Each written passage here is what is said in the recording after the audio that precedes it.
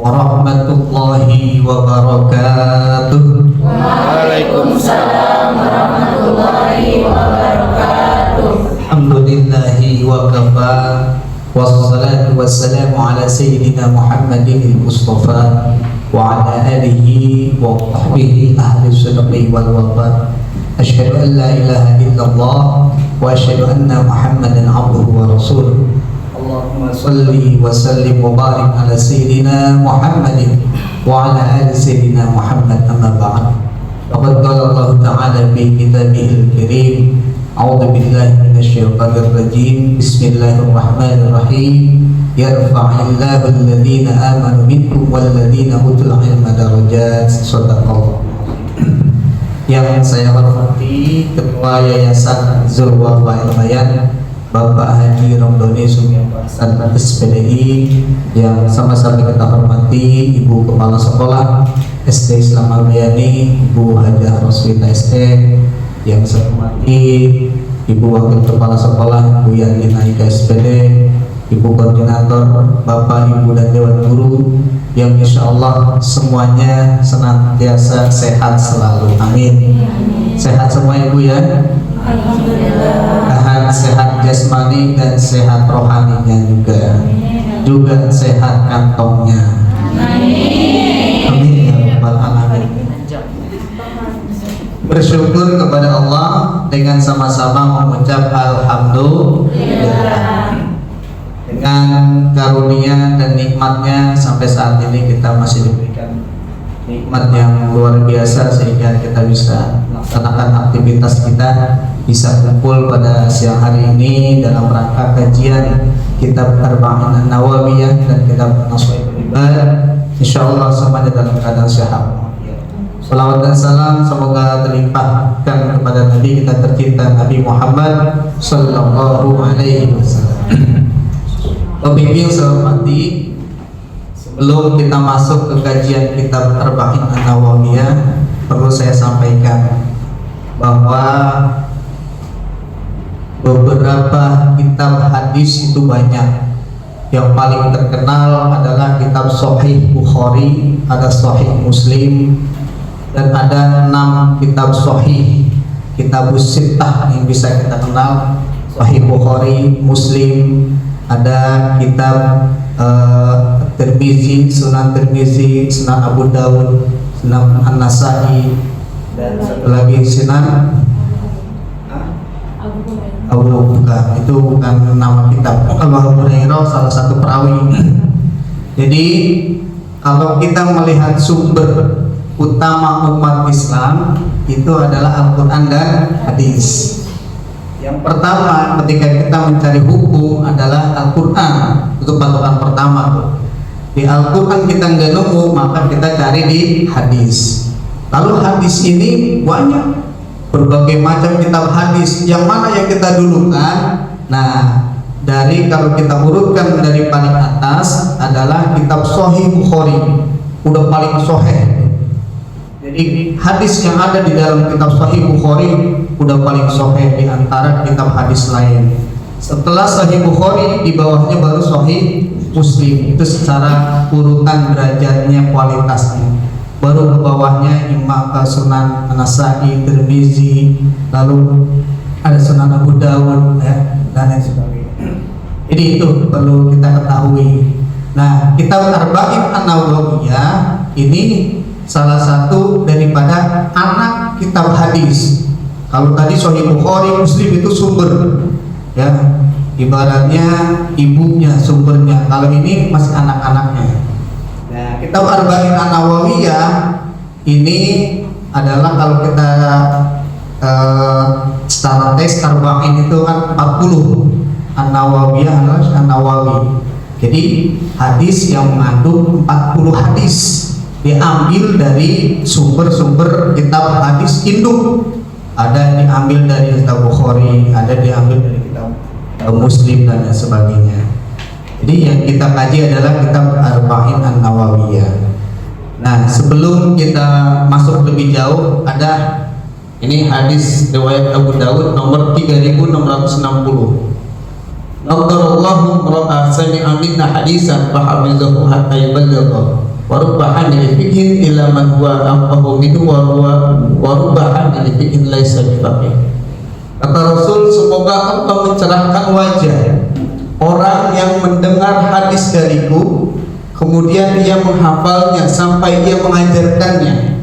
Betapa banyak orang yang memiliki ilmu menyampaikan kepada orang yang lebih paham darinya, dan betapa banyak orang yang memiliki ilmu namun tidak benar-benar paham apa yang ia ilmui.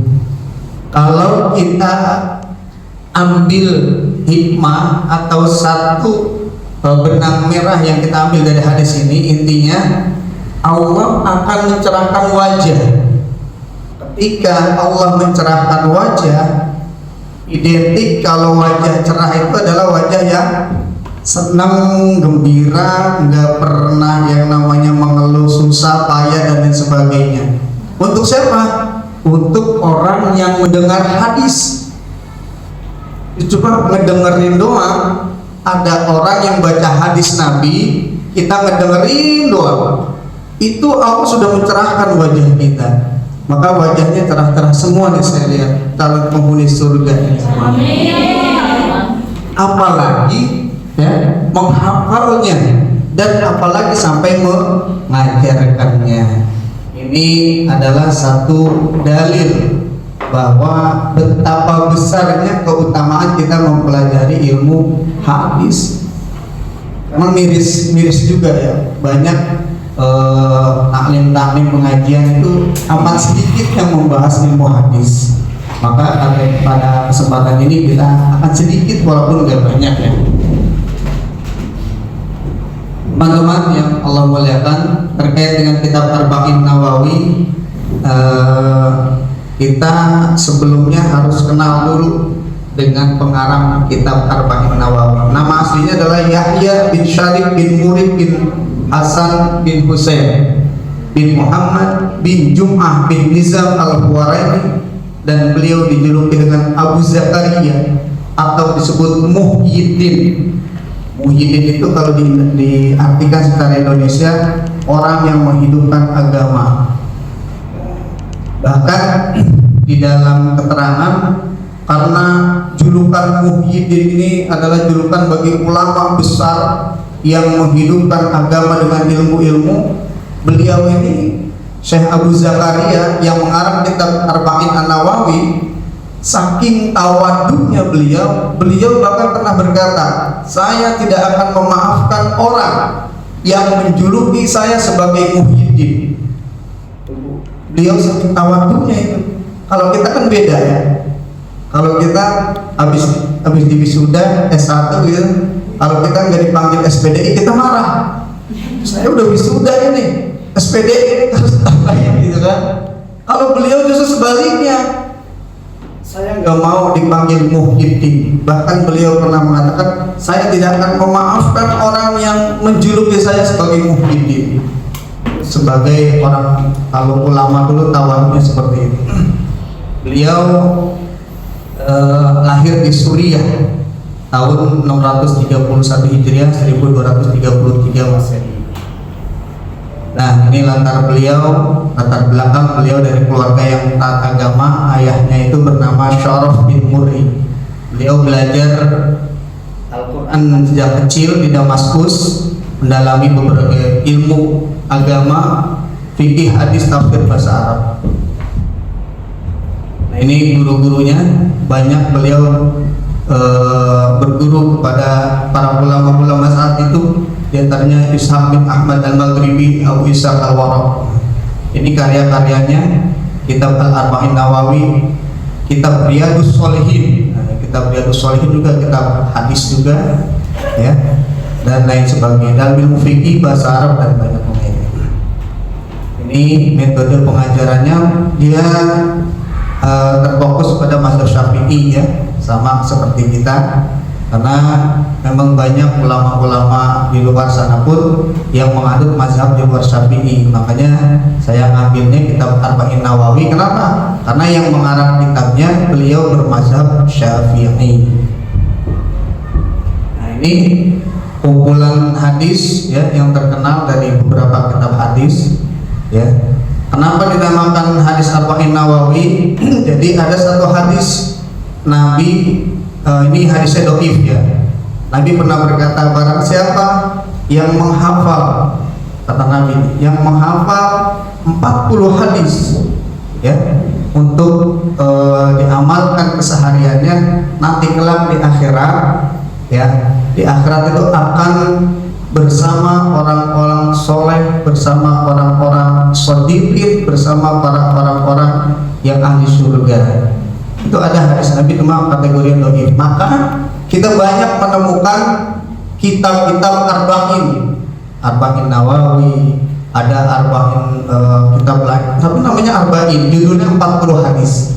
Banyak sekali itu 40 hadis. Karena mengacu ada satu buah hadis yang mengatakan, barang siapa umatku yang menghafal 40 hadis tentang keutamaan dalam bersyariah, beragama sehari-hari, maka nanti kelak di akhirat akan digolongkan termasuk orang-orang yang bersama para orang-orang soleh.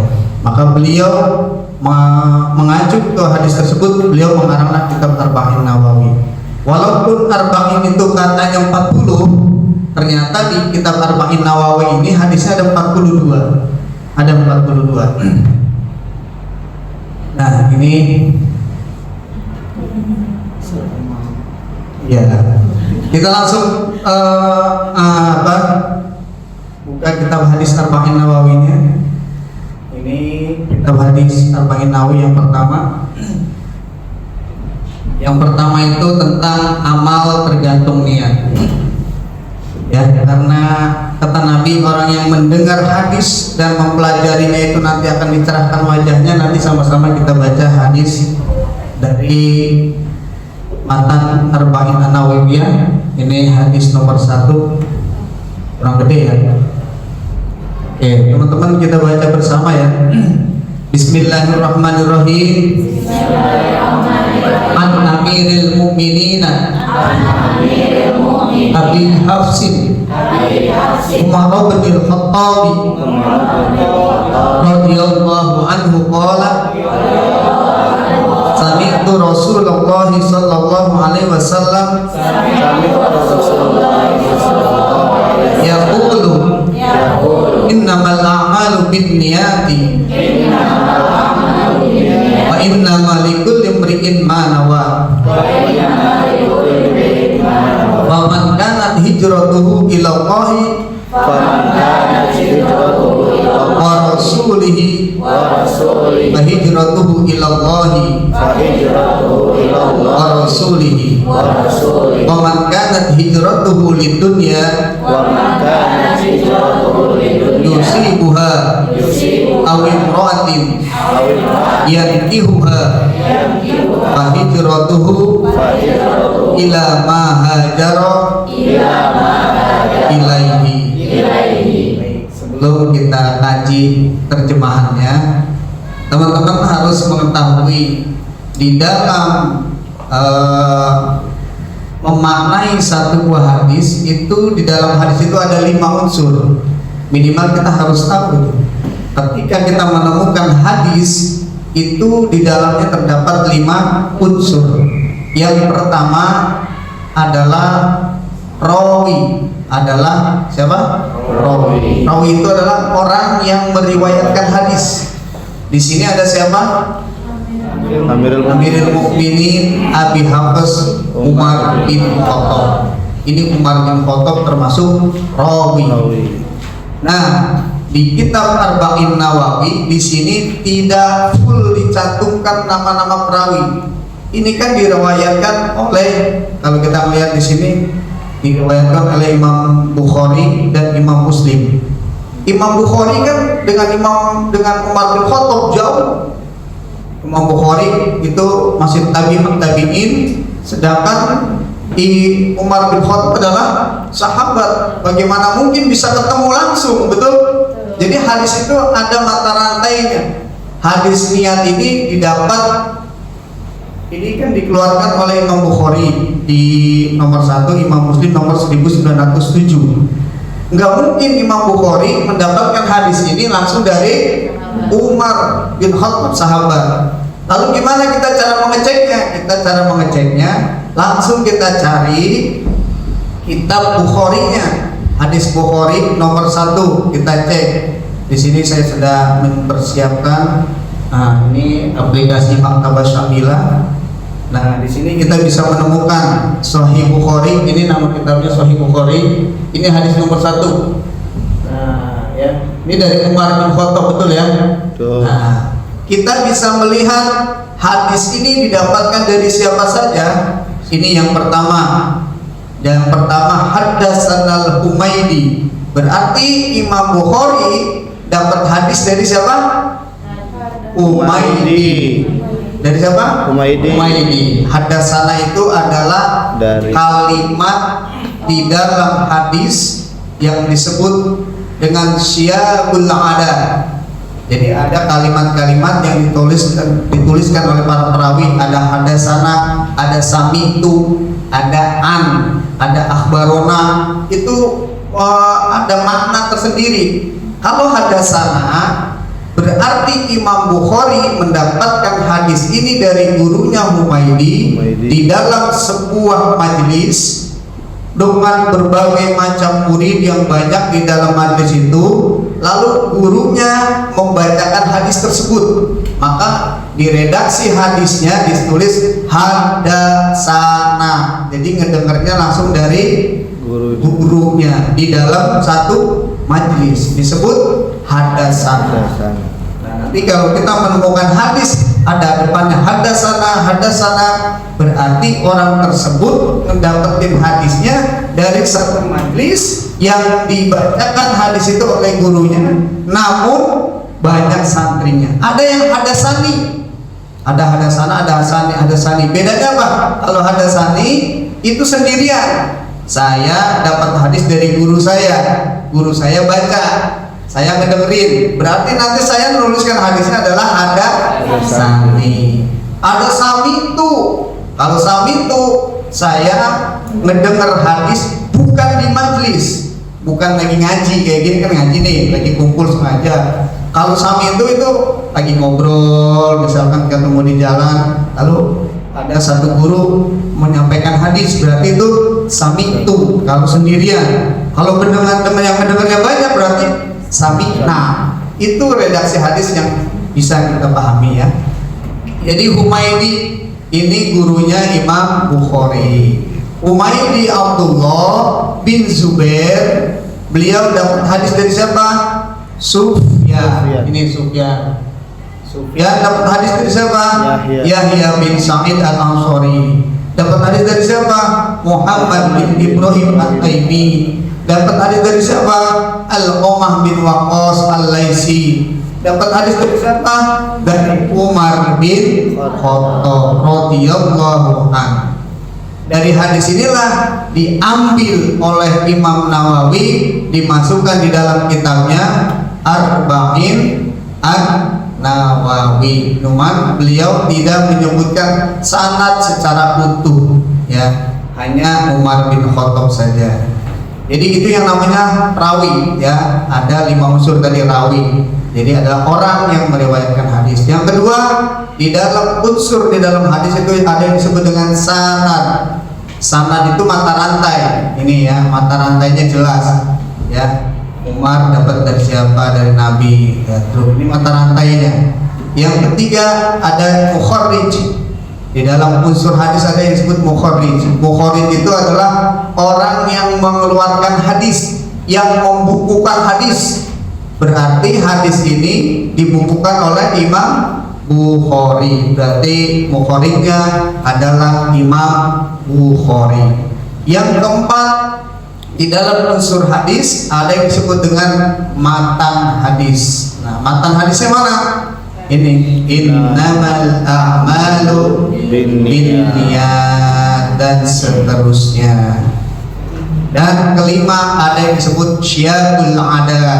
Syiyagul ada itu ini hadasana. Ini akhbaroni. Beda nih kalau akhbaroni ya, akhbaroni. Ada sami'ah, ada samitu. Nah, samitu berarti Al-Qamah bin Waqqas al-Laisi ini ngedenger dari Umar bin Khattab, bukan di dalam majelis. Beliau dapat hadis ini di lagi ngobrol atau lagi sedang di jalan gitu kan, didapatkan oleh dari Umar bin Khattab. Seperti itu. Jadi ada 5 unsur hadis. Kalau ada 5 unsur hadis itu bisa dikategorikan hadis ini berarti sempurna di dalam unsurnya. Tapi belum tentu hadis yang kita temukan itu sahih, itu hasan, itu hasan li ghairi dan lain sebagainya. Untuk mengkaji seperti itu kualitas hadisnya, maka harus diteliti perawinya. Kalau kita mengkaji lebih dalam hadis ini sahih apa tidak, itu harus diteliti Bapak Ibu. Ini saking luar biasanya Imam Bukhari memasukkan ribuan hadis di dalam kitabnya. Beliau itu meneliti satu persatu perawi. Subhanallah itu. Contoh, beliau memasukkan hadis tentang inamal amalu binniyat. Beliau masukin dulu perawinya siapa aja. Beliau kagak mungkin memasukkan hadis ini ke dalam kitab Sahih Bukhari ya tanpa beliau memverifikasi dulu perawinya ini orangnya jujur apa enggak, orangnya dia ini termasuk orang yang dobit enggak, hafalannya kuat enggak. Jadi Imam Bukhari ini coba kalau di hadis ini kira-kira ada berapa perawi teman-teman? Ini Umar bin Khattab, terus Al-Qamah, terus Muhammad bin Ibrahim, terus Yahya bin Sa'id, Sufyan, Humaydi, ada 6 ya? 1, 2, 3, 4, 5, 6 perawi ini itu diverifikasi sama beliau. Nanya ke guru A, nanya ke guru B, bener kali ini Muhammad bin Ibrahim ini orang yang jujur, orang soleh. Oh bener, ya berarti diverifikasi satu-satu. Yahya bin Sa'id bagaimana, Sufyan bagaimana, terus apalagi gurunya Humaydi bagaimana. Jadi sungguh luar biasa Imam Bukhari menuliskan ribuan hadis di dalam kitabnya itu tanpa sembarangan memasukkan hadis. Maka kalau kita mengambil sumber hadis yang paling utama adalah Sahih Bukhari. Seperti itu teman-teman ya. Kita langsung masuk ke matan hadis. Nah, tadi kita sudah belajar sedikit tentang apa yang disebut perawi, apa yang disebut dengan sanad, ada yang disebut syagul ada, terus apa tadi? Mukharij ya. Mukharij itu adalah yang mengeluarkan hadis. Bukhari, Muslim, Abu Dawud. Biasanya kita kalau melihat hadis ada rawahu Abu Dawud, rawahu Muslim, rawahu Ahmad, rawahu Tirmizi. Itu mukharij namanya di dalam istilah ilmu hadis, teman-teman. Kita akan masuk ke dalam matan hadis tentang niat di dalam kitab Arba'in An-Nawawiyah. Teman-teman ada yang bisa bantu untuk membacakan matannya? Nah ini sesungguhnya. Wah, bantu baca sesungguhnya. Sesungguhnya. Siapa aja silakan. Sesungguhnya amal itu tergantung dengan niatnya, dan setiap orang akan mendapatkan sesuai dengan niatnya. Maka barang siapa yang hijrahnya kepada Allah dan Rasulnya, maka hijrahnya kepada Allah dan Rasulnya. Dan barang siapa yang hijrahnya kepada dunia yang ingin diraih atau wanita yang ingin dinikahi, maka hijrahnya kepada apa yang dia berhijrah kepadanya. Terima kasih Bu. Jadi hadis ini menggambarkan tentang niat, teman-teman. Jadi apapun yang kita lakukan, kata Nabi, itu kembali kepada niatnya. Kalau Bapak Ibu niat niat mengajar karena dunia pengen dapat duit, habis di situ kita. Cuma dapat duit doang, cuma dapat upah doang, pahalanya kagak dapat. Kalau ibu kita mau ke masjid, mau sholat, niatnya pengen dilihat orang, udah habis kita. Habisnya maksudnya ya cuma pengen dilihat orang doang, udah pahalanya kagak dapat. Seperti itu, dapat capeknya doang. Maka kata Nabi, amal itu tergantung niatnya. Setiap orang mendapat sesuai dengan niatnya. Kalau niatnya hijrah kepada Allah dan Rasulnya, kita niat ngajar lillahi ta'ala, ingin mencerdaskan bangsa, ingin mencerdaskan anak-anak, ingin mendapatkan pahala dan ridho dari Allah, insya Allah di samping kita mendapatkan ujroh, dapatkan upah, insya Allah kita juga dapat pahala dari Allah Subhanahu wa Ta'ala. Begitupun anak kita, termasuk kita mau belajar ilmu di suatu majelis, ya, kita niat belajar, atau mungkin anak-anak kita atau kita ingin pesantren, ingin mendalami agama, tapi tujuan kita bukan untuk menghidupkan agama. Saya pengen belajar agama, ingin nyaingin ustadz di kampung saya, itu beda lagi niatnya, maka udah habis di situ doang. Artinya secara amalan akhiratnya kita nggak dapat. Nah, naudzubillah min dzalik. Barang siapa hijrahnya kepada dunia yang ingin ia raih, ya udah dapat dunianya doang kita. Atau bahkan beliau menggambarkan barang siapa yang niatnya cuma karena wanita, niat ngajar, pengen dapat jodoh, dengan kali dapat jodoh, alhamdulillah dapat jodoh, tapi niatnya cuma niat itu doang. Tapi insya Allah di sini mah enggak, aman semua lillahi ta'ala. Justru kalau kita niatnya lillahi ta'ala, Pak Oji di sini niat kuliah, pengen dapet jodoh, ternyata beneran dapet jodoh tuh ya. Tapi niat Pak Oji mah bukan niat karena dapet jodoh, niatnya lillahi ta'ala karena Allah, terus juga lillahi ta'ala, ingin mengembangkan ilmu dan ingin menggugurkan kewajiban, dapat bonus akhirnya di bawah. Iya. Nah, seperti itu teman-teman. Insyaallah. Teman-teman yang dimuliakan Allah Subhanahu wa taala, diriwayatkan dua imam ahli hadis, Abu Abdullah Muhammad bin Ismail bin Ibrahim bin Al-Mughirah bin Bardizbah Al-Bukhari. Nah, ini artinya hadis ini pun diriwayatkan oleh berbagai perawi dari hadis lain. Teman-teman dimuliakan Allah Subhanahu wa taala, ini hadis pertama ya tentang niat. Artinya betapa pentingnya niat di dalam segala aktivitas kita. Maka semua apa yang kita lakukan tergantung lagi kepada niat kita. Kalau kata Nabi begini, barang siapa yang menuntut ilmu lalu datang di majelis ilmu, maka dia akan mendapatkan diampuni dosanya qabla ayyahtua, sebelum ia melangkah itu dosanya udah diampuni. Tapi lagi-lagi kembali kepada inamal amalu binniyat.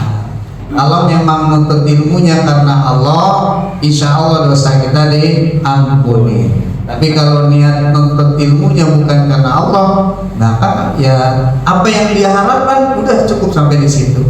Dia mengharapkan karena dipuja oleh orang, ya berarti cukup cuma dipuji oleh orang tersebut, tidak mendapatkan amalan akhirat yang nanti kita akan terima di akhirat kelak. Nauzubillah. Teman-teman yang dimuliakan Allah Subhanahu wa taala, kita kaji kitab Arba'in Nawawi di pertama ya, di hadis pertama. Kalau kita pelajari selanjutnya ada 42 hadis tingkatan agama dan seterusnya. Lalu karena kajian kita selain kitab Arba'in Nawawi, maka kita akan sedikit mengkaji kitab Nasoihul Ibad. Nah, ini kita akan kaji kitab Nasoihul Ibad. Kitab Nasoihul Ibad itu adalah kitab yang dibuat oleh salah satu ulama Nusantara, Syekh An-Nawawi Al-Bantani. Salah satu karyanya kitab Nasoihul Ibad, yang mana di dalamnya itu adalah makalah-makalah, ucapan-ucapan yang dikutip ya oleh beliau Imam An-Nawawi Al-Bantani dari berbagai macam sumber. Ada dari hadis Nabi, ada dari perkataan ulama, ada dari sahabat. Nah, saya akan mengutip satu makalah di makalah Al-Ashirah yang ke-10. Bismillahirrahmanirrahim. Al-maqalatul 'ashiratu an ba'diz zuhad. Makalah yang ke-10. Nah, jadi setiap makalah itu nanti ada yang diucapkan oleh sahabat, ada yang diucapkan oleh para ulama, bahkan dari baginda Rasul sendiri. Dari makalah 10 Ambali Zuhad, dari sebagian ahli zuhad itu ahli zuhud. Ahli zuhud artinya orang yang benar-benar hidupnya tidak menghiraukan, tidak cinta dunia. Dia orang kaya tapi dia nggak cinta dengan dunia. Jadi orang zuhud itu dia memalingkan, dia meninggalkan sesuatu yang dia cintai, yaitu kemewahan dunia yang dia miliki bukan sebagai tujuannya. Yang dia miliki kekayaan itu hanya sekedar wasilah untuk dia bisa beribadah kepada Allah. Wa'alaikum zuhud. Yang kita ambil, yang kita baca cukup yang dalam kurungnya aja. Man adnabadan bar. Anda Bapak Ibu ya, ini adnabadan bar. Siapa yang berbuat dosa wa huwa yadhaku, lalu dia senang. Udah berbuat dosa, berbuat maksiat, dia senang. Fa innallaha yudkhiluhun naro, maka sesungguhnya Allah akan memasukkan ke dalam api neraka wa huwa yabki, dan dia dalam keadaan bersedih. Ini kebalikan dari orang-orang beriman di antara kita ya. Kalau kita biasanya habis berbuat dosa, kita istighfar. Ya Allah, tadi saya nggak sholat, istighfar, astagfirullahaladzim. Tapi ada orang yang berbuat dosa bukan istighfar. Ada orang yang berbuat dosa bukan minta ampun sama Allah, justru dia malah senang. Malam gua habis dapat target motor 1 ke Megal, cerita ke temennya, tuh motornya cakep banget. Itu bukannya istighfar, habis berbuat maksiat, berbuat dosa, malah ceritain ke teman-temannya, diceritain. Nah ini kata bagian ahli zuhud, orang seperti ini kelak nanti akan masuk neraka wa huwa yabki, dan dia dalam keadaan yang sangat sedih. Na'udzu billahi min dzalik. Lalu sebaliknya, wa man ata'a wa huwa yabki, dan barang siapa yang dia taat, dia senantiasa beribadah, dia senantiasa mengerjakan perintah Allah dan Rasulnya, wa huwa yabki, dan dia dalam keadaan sedih. Ada ya orang ibadah tapi sedih, ada nggak? Ada teman-teman. Apa contohnya? Ya Allah, saya habis sholat saya kira-kira diterima enggak ya Allah? Ya Allah, saya habis sedekah saya diterima enggak ya Allah? Jadi khawatir gitu, amalannya diterima apa enggak, akhirnya sedih. Kata beliau, fa innallaha yudkhiluhul jannah wa huwa yadhak. Maka orang yang seperti itu kalau habis ibadah dia sedih, takut ibadahnya enggak diterima, maka nanti Allah akan memasukkan ke dalam surga wa huwa yadhak, dan ia dalam keadaan senang. Subhanallah. Itu saja kajian kita pada kesempatan siang hari ini, mudah-mudahan bermanfaat. Terima kasih atas segala perhatian. Yang salah datangnya dari Al-Fakir sendiri, dan yang benar semata-mata adalah dari Allah Subhanahu wa Ta'ala. Kiranya itu saja yang dapat saya sampaikan di kesempatan siang hari ini. Terima kasih. Wallahu muwaffiq ila aqwamit thoriq. Wassalamualaikum warahmatullahi wabarakatuh. Waalaikumsalam warahmatullahi wabarakatuh.